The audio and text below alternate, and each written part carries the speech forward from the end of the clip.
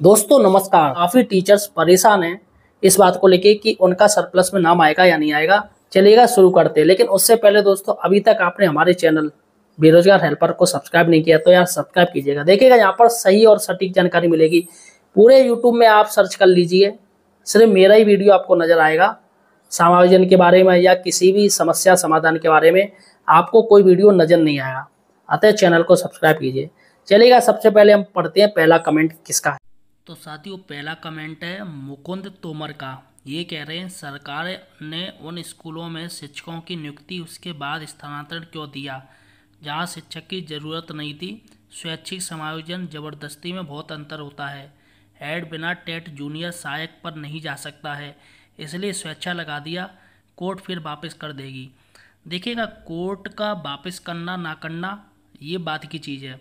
अभी तो जो हेड टीचर है प्राइमरी का उसको जूनियर का सहायक सरकार बना रही है, और कोर्ट अगर कहेगी भी तो सरकार सुप्रीम कोर्ट चली जाएगी। भाई कोर्ट खेलती रहेगी, इसमें 5-6 साल फौरन निकल जाएंगे।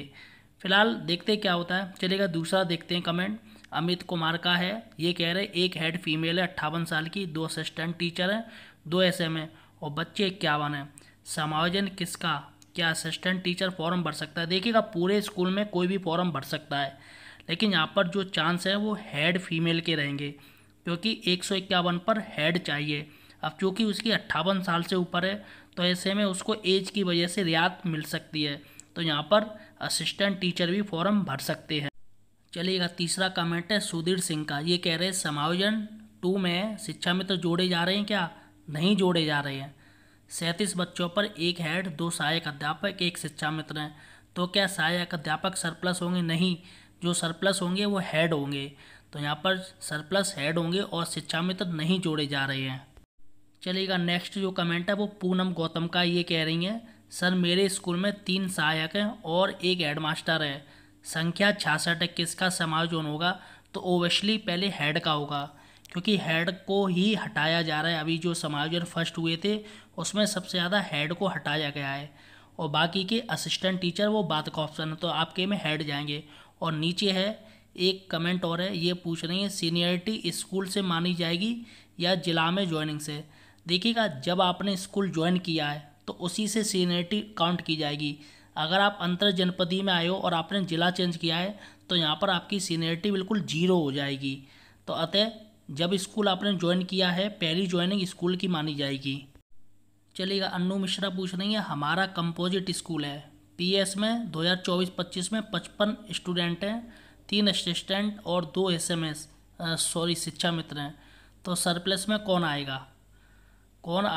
तो यहाँ पर असिस्टेंट टीचर आपके सरप्लस में 1 असिस्टेंट टीचर आएगा, क्योंकि 30 पर 1 टीचर और 60 पर 2 होने चाहिए। तो यहाँ पर 1 असिस्टेंट टीचर का समायोजन हो जाएगा। वो बात अलग है कि आप सभी लोग समायोजन का फॉर्म भर सकते हो, लेकिन इसमें जो जाएगा वो सीनियर ही टीचर जाएगा। अगर सीनियर नहीं भर रहा है तो आप में से कोई भी भर सकता है, तो कोई भी चला जाएगा। चलेगा यहाँ पर एक ये सुबी हुसैन पूछ रहे हैं मेरे विद्यालय में 101 बच्चे हैं, कोई भी असिस्टेंट टीचर नहीं है, सिर्फ हेड टीचर है, क्या समायोजन होगा?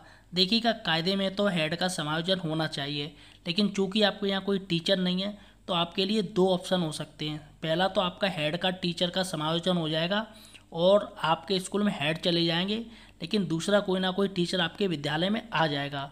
और दूसरा ये है कि पहले आपके यहाँ टीचर आएंगे, उसके बाद हेड का समायोजन होगा, वो समायोजन 3.0 में होगा। चलेगा नेक्स्ट जो कमेंट है आयुष का है। ये पूछ रहे हैं यह समायोजन सत्र 2024-25 से होंगे या 2025-26 से? तो यहाँ पर सीधे बता दूँ, ये जो समायोजन होंगे 2.0 वो 2024-25 सत्र से होंगे। चलेगा यहाँ पर अर्श अब्दुल्ला पूछ रहे हैं सर प्रेरणा पोर्टल में 156 बच्चे थे 2024 वर्ष में, ठीक है, और 170 बच्चे हैं, फिर भी हेड सरप्लस दिखाया है। 2024 में यूडाइस में 128 बच्चे थे।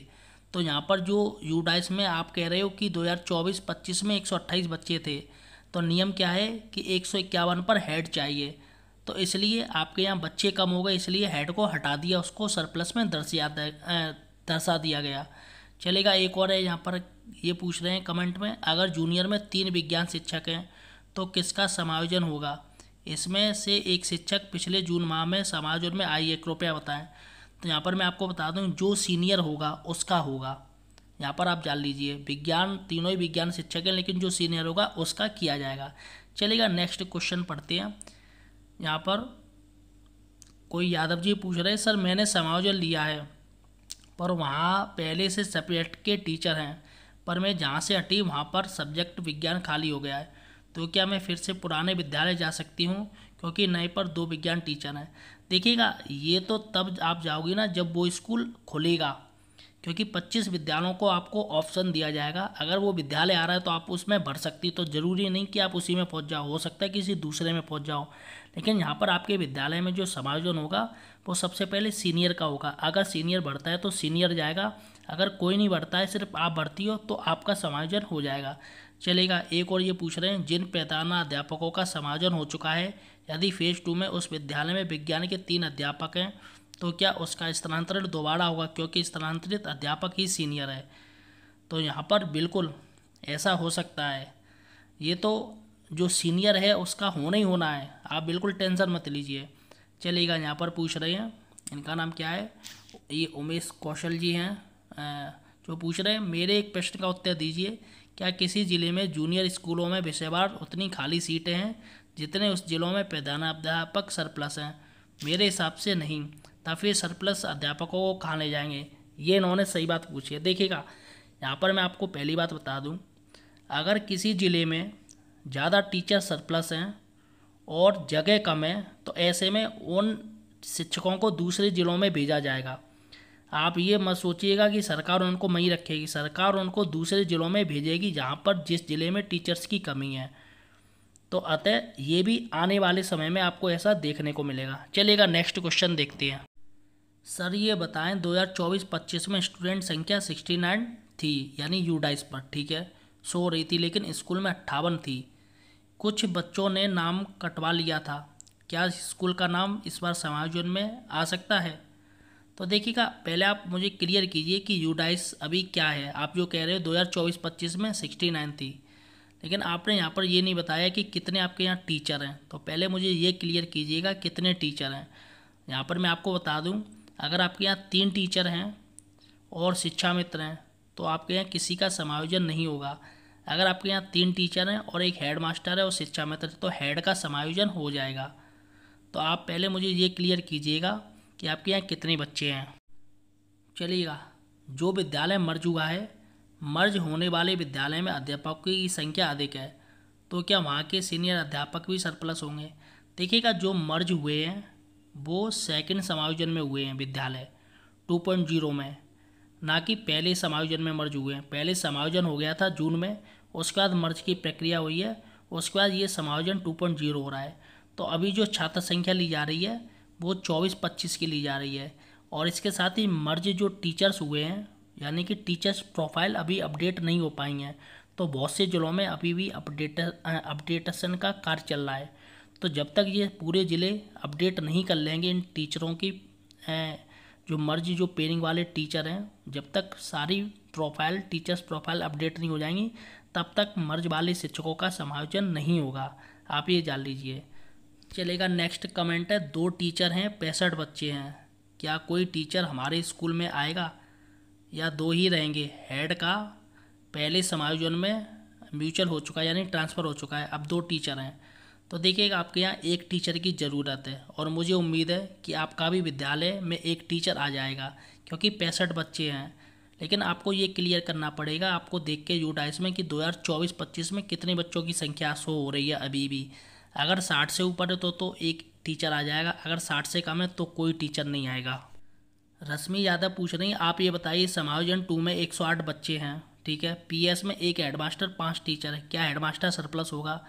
रश्मि जी, यहाँ पर हेडमास्टर ही सरप्लस नहीं होगा, बल्कि एक टीचर भी सरप्लस हो रहा है। क्यों?